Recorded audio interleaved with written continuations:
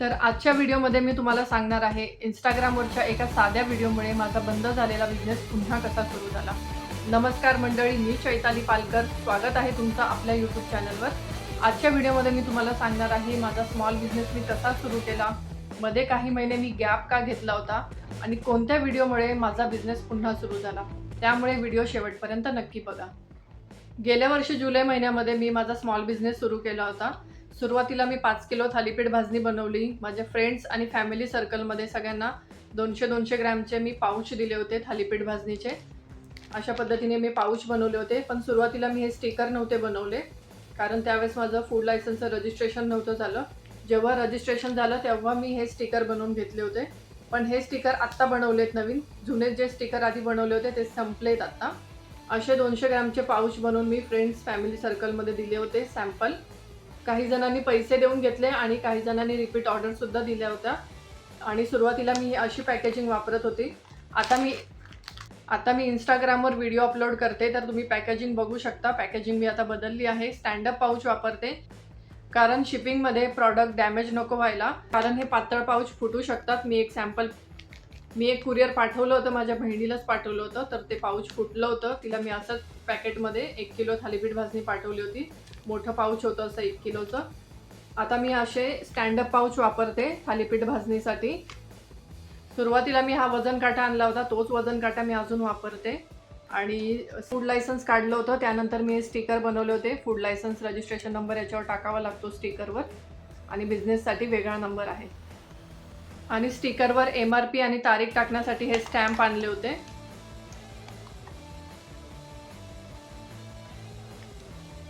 आणि हा Inc pad आणला होता जो आपण अंगठा देण्यासाठी वापरत होतो। त्याच्यानेच मी माझा बिझनेस सुरू केला।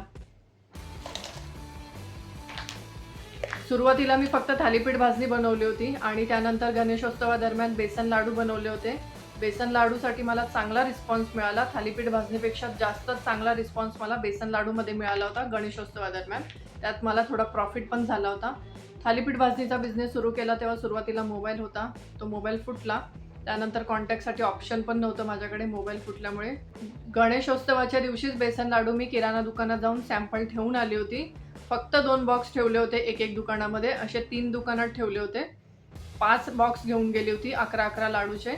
दोन दुकानांमध्ये 2-2 बॉक्स आणि एका दुकानात 1 बॉक्स असं ठेवून आली होती। बिझनेससाठी मी वेगळा नंबर घेऊन ठेवला होता आणि मी थोडे पैसे जमा करून बाजूला ठेवले होते, छोटा मोबाईल कॉन्टॅक्टसाठी घ्यावा म्हणून। आणि बेसन लाडूचे सॅम्पल ठेवून जेव्हा मी घरी आले, रात्री ते मला कॉल करत होते दुकानवाले बेसन लाडूच्या ऑर्डरसाठी। 10 लाडूचे बॉक्सचे ऑर्डर देणार होते, पण मी मोबाईल घेतला नव्हता तोपर्यंत। मी त्यांना बोलली माझा नंबर चालू होईल, मी मोबाईल घ्यायला जाणार आहे, पण मी तोपर्यंत मोबाईल घेतला नव्हता। त्यांचा कॉल येईपर्यंत माझा मोबाईल घेऊन झालेलं नव्हतं, त्यामुळे त्या 10 लाडूच्या बॉक्सची ऑर्डर मिस झाली माझ्याकडून। सकाळी मी 2 बॉक्स ठेवून आली आणि रात्री मला ते कॉल करत होते 10 लाडूच्या बॉक्ससाठी, पण मी मोबाईल माझा तोपर्यंत घेऊन झाला नव्हता, त्यामुळे ते लाडूच्या बॉक्सची ऑर्डर मिस झाली।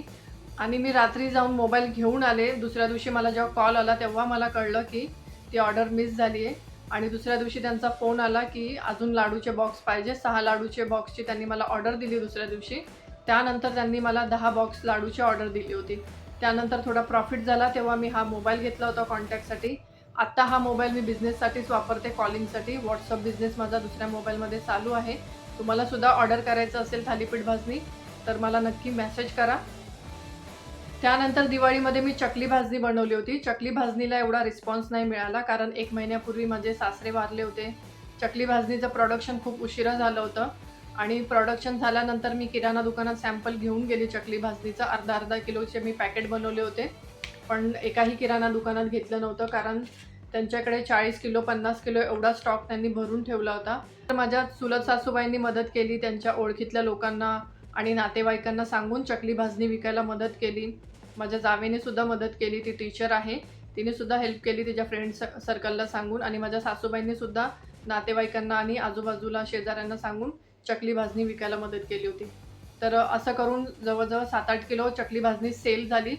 आणि काही जणांना तयार चकलीसुद्धा बनवून दिली होती मी दिवाळीच्या दरम्यान। त्यानंतर माझा हात खूपच दुखत होता दिवाळी झाल्यानंतर। दिवाळीच्या दरम्यान सुद्धा माझ्याकडे स्मार्टफोन नव्हता, त्यामुळे ऑनलाईन मार्केटिंग मला करता नाही आली।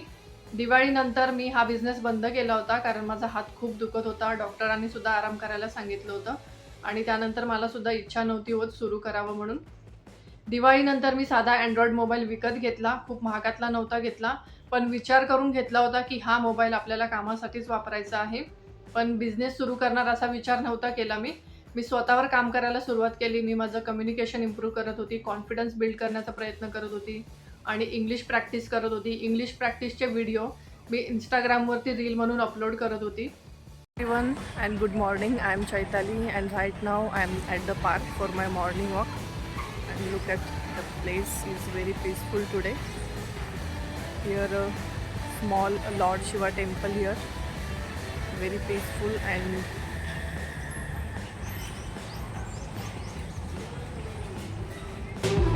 today's weather is really beautiful.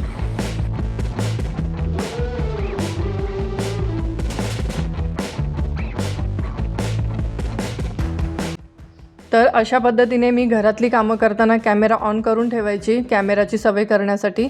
त्यामुळे माझा कॅमेरा कॉन्फिडन्स बिल्ड झाला.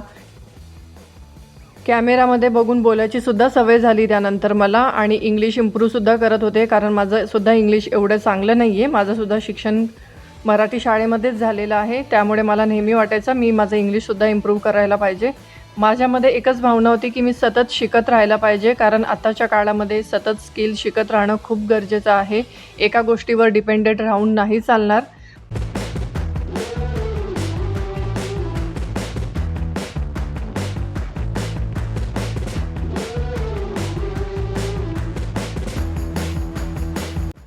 स्मॉल बिझनेस सुरू केल्यानंतरचा अनुभव आणि आत्ता हे इंग्लिश इम्प्रूव्ह करणं, कम्युनिकेशन इम्प्रूव्ह करणं आणि कॅमेरा कॉन्फिडन्स बिल्ड करणं, या सगळ्या गोष्टी मला आत्ता खूप कामी येत आहे. हा माझा साधा मोबाईल आहे, अँड्रॉइड मोबाईल. याच्यामध्ये स्टोरेजचा खूप प्रॉब्लेम होतो, खूप कमी स्टोरेज स्टोअर होतं. त्यामुळे जुने व्हिडिओ डिलीट करावे लागले आणि जे व्हिडिओ मी Instagramवर आधी रील अपलोड करत होती ते मी आर्किव्ह केले होते, कारण सध्या फक्त माझ्या थालीपीठ भाजणी कॉन्टेंटला जास्त व्ह्यूज येतात आहे.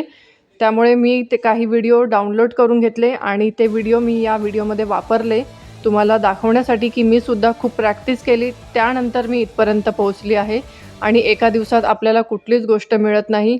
त्यासाठी खूप दिवस मेहनत करावी लागते, खूप प्रॅक्टिस करावी लागते.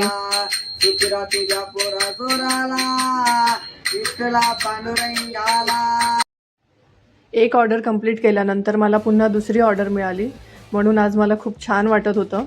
तर माझ्या चॅनलला सबस्क्राईब करा. हा व्हिडिओ आवडला असेल तर लाईक करा, शेअर करा आणि कमेंट करून सांगा हा व्हिडिओ तुम्हाला कसा वाटला.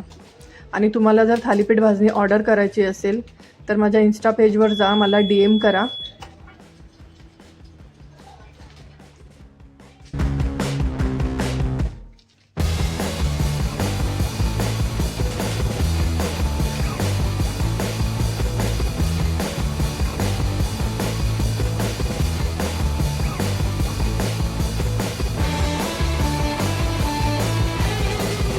कधी कधी आपण एखादी गोष्ट संपली असं समजतो, पण कदाचित ती फक्त एका नव्या सुरुवातीची तयारी असते. तुम्हाला हा व्हिडिओ कसा वाटला मला कमेंटमध्ये नक्की सांगा. व्हिडिओ आवडला असेल तर लाईक करा, चॅनलला सबस्क्राईब करायला विसरू नका. पुन्हा भेटूया पुढच्या व्हिडिओमध्ये. तोपर्यंत धन्यवाद.